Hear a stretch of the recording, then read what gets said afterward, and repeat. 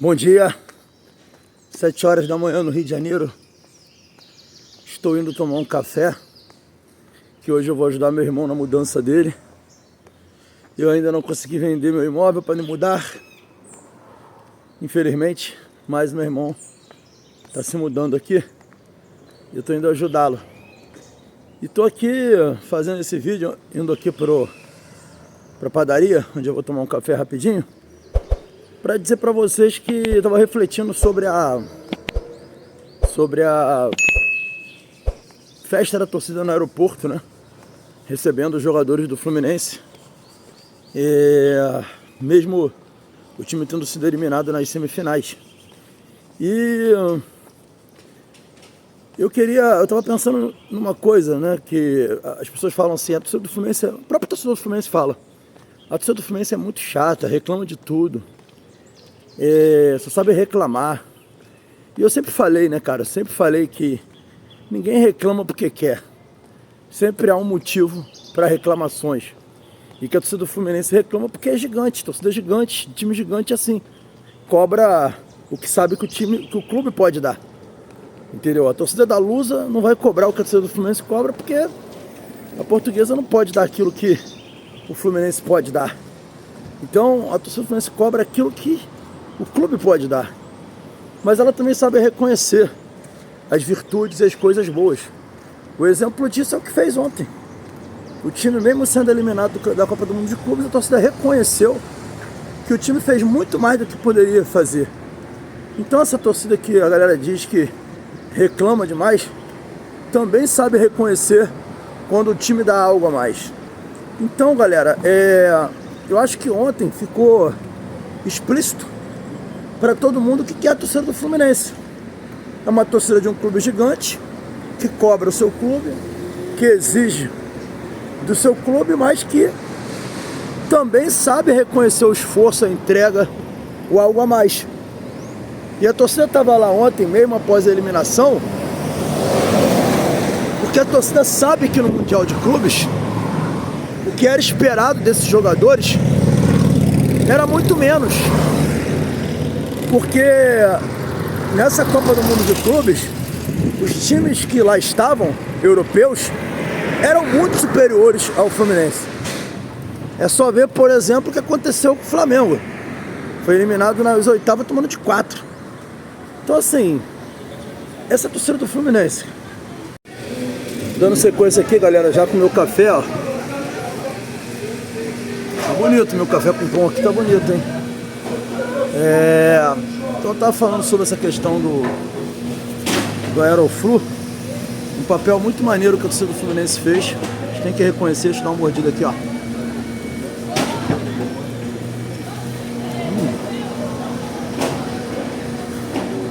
Excelente aqui, ó.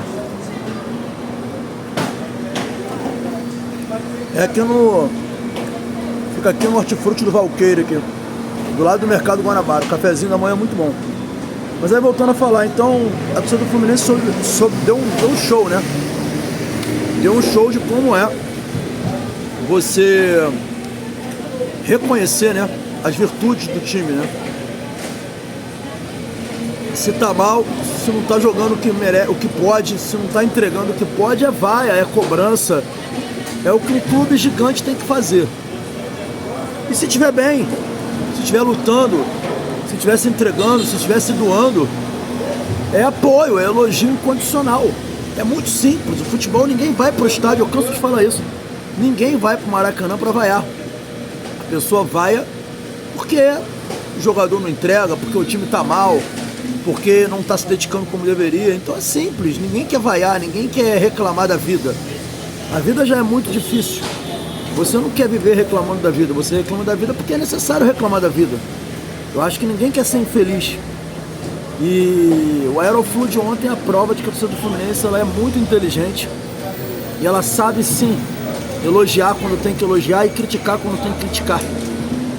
Então ainda sobre essa festa da galera, a torcida do Fluminense deu exemplo de como ela é uma torcida diferente, né? Uma torcida que sabe reconhecer as virtudes do time, sabe ser dura, sabe cobrar quando tem que cobrar. E isso faz toda a diferença, né?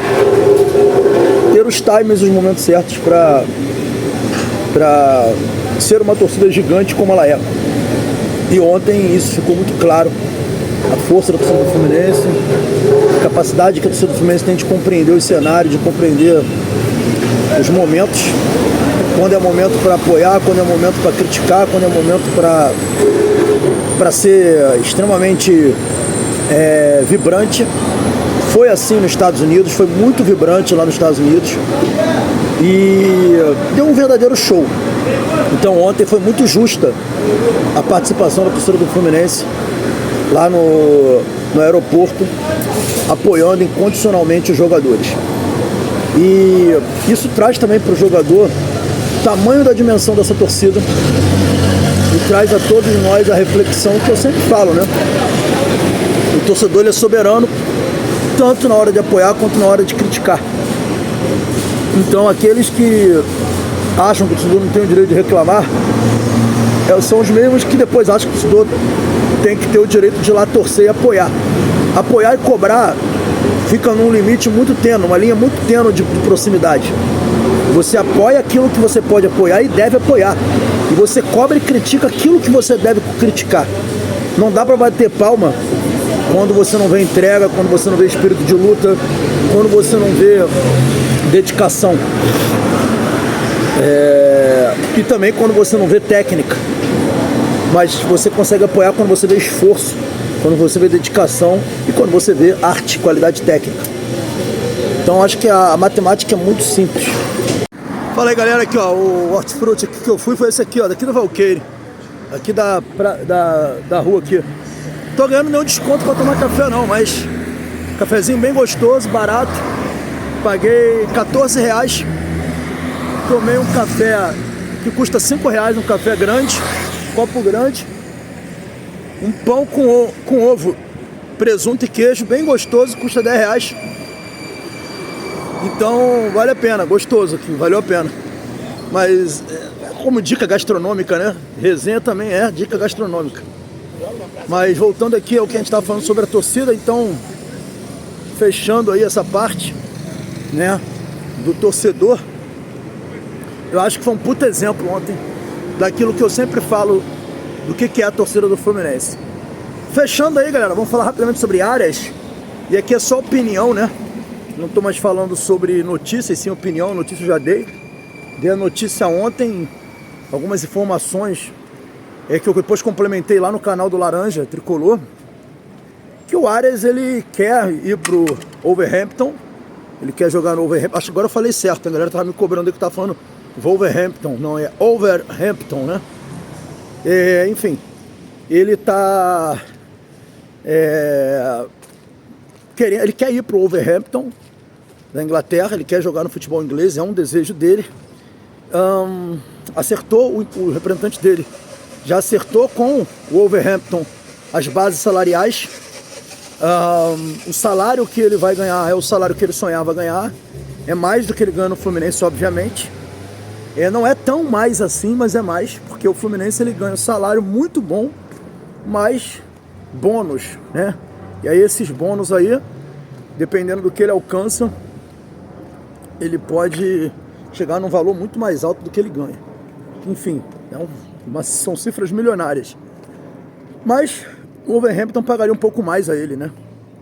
Para jogar na Premier League. Então, ele quer. Agora, o Fluminense, a gente falou ontem, também trouxe a notícia que o Fluminense não vai facilitar. O Fluminense, dessa vez, não tem nenhum acordo de boca com ele, de que, se chegar uma proposta da Inglaterra, nós vamos realizar o seu sonho. Não existe isso. E falando rapidamente sobre Arias, né, o que seria o impacto da saída do Arias, tanto para o Fluminense quanto para o próprio Arias. Eu acho que tem impactos para o Arias também. Eu acho que ele deveria repensar essa decisão de querer jogar no Wolverhampton. Eu não estou falando como tricolor, não. Eu vou explicar por quê. Agora, falando como tricolor para o Fluminense, cara, é uma perda irreparável. É uma perda, assim... A gente tinha um jogador aí para pelo menos mais... Bota aí 8 anos jogando em alto nível, né? Tranquilamente, jogador para mais 8 anos, 7 anos jogando em alto nível. Um jogador que representa hoje 60% do time tranquilamente. Meu amigo Marins até falou que achou que eu exagerei. Mas assim, Marins não, foi o Cabida. Mas assim, Cabidelli, eu acho que eu não exagerei não, mano. Acho que é 60% mesmo. E te explico por que eu acho que é 60%. Cara, isso até é ruim, né? Porque isso mostra o que é o time do Fluminense, né? O time do Fluminense é um time com muitas limitações ainda.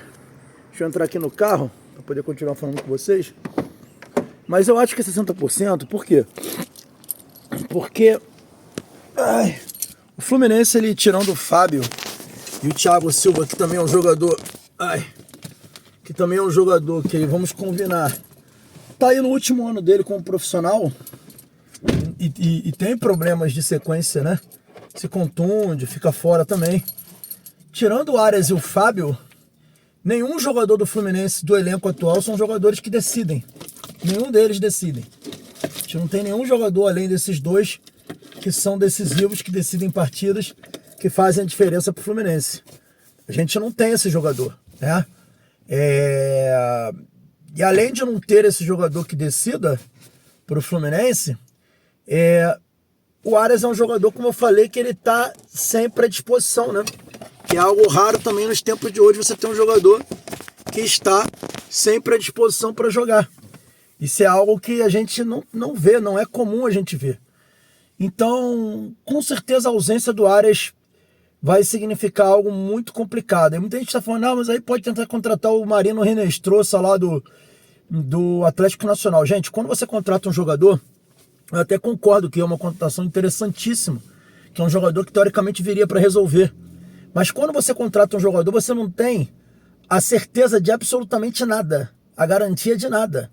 Ele vem contratado e você tem que esperar para ver se vai dar certo. Você não sabe se vai dar certo. A gente cansou de ver jogadores que eram realidade que não deu certo em clubes maiores. O Fluminense é muito grande, o Fluminense é gigantesco. O cara que vem jogar no Fluminense, ele tem uma responsabilidade muito grande, é muito difícil. Então não há garantias. Agora, o Arias é uma realidade. Então você perder um jogador que tem essa importância para o time é muito devastador para o time. Sem dúvida nenhuma, eu acho até que o Fluminense se descredencia com a perda do Arias a disputar títulos nessa temporada. A menos que ele faça 3 grandes contratações aí para resolver o problema dele e as coisas melhorem, né? E aí pode ser que ele volte a ter essa aspiração. Quanto ao Arias, o Arias ele tá desenvolvendo uma marca no Fluminense que é uma marca eterna. O Arias tem tudo para superar o Fred e se tornar talvez um dos maiores, se não o maior ídolo da história do Fluminense. E o maior ídolo da história, não sei se ele vai conseguir, né? Porque a marca que o Castilho deixou no Fluminense é uma marca muito forte, mas ainda assim é possível. É possível o Arias conseguir isso. Principalmente se ele tiver uma sequência de anos no clube. E uma coisa muito importante de você deixar a marca num clube como o Fluminense é que essa marca é eterna. Ela vai estar contigo, vai estar com os teus filhos, vai estar com teus netos. A tua família vai ficar eternamente sendo lembrada pelo clube. Além disso, tem também uma questão comercial, né? A marca dele relacionada ao clube, quando ele já não for mais jogador de futebol, o clube pode muito bem explorar a marca dele, o que gera retorno financeiro para ele, mesmo quando ele não estiver jogando mais. Que vira meio quase que uma aposentadoria garantida, né? Que ele já tem essa aposentadoria com valores que ele ganhou. Então, no final das contas, o Arias, ele vai estar a vida inteira sendo lembrado e vinculado a um gigante do futebol.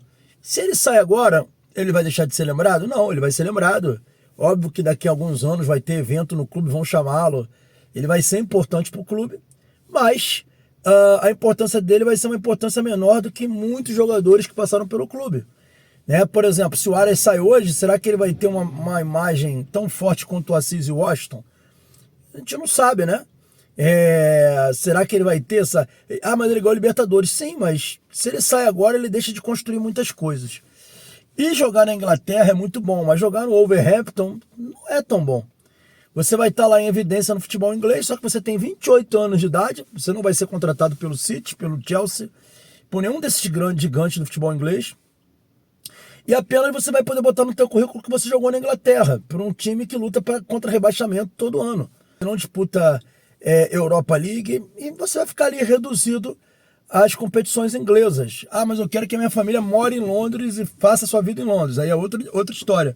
Se o objetivo do Arias é fazer com que sua família tenha uma vida melhor num país melhor, ok, faz sentido. Mas são coisas a se pensar. Enfim, o Arias vai ter tempo para pensar nisso. Mas essas são as reflexões que eu queria trazer para vocês aqui, né? Saudações tricolores.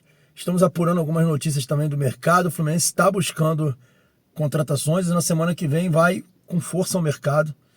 E é isso, galera. Saudações tricolores. Deixa o like, se inscreve no canal. Valeu.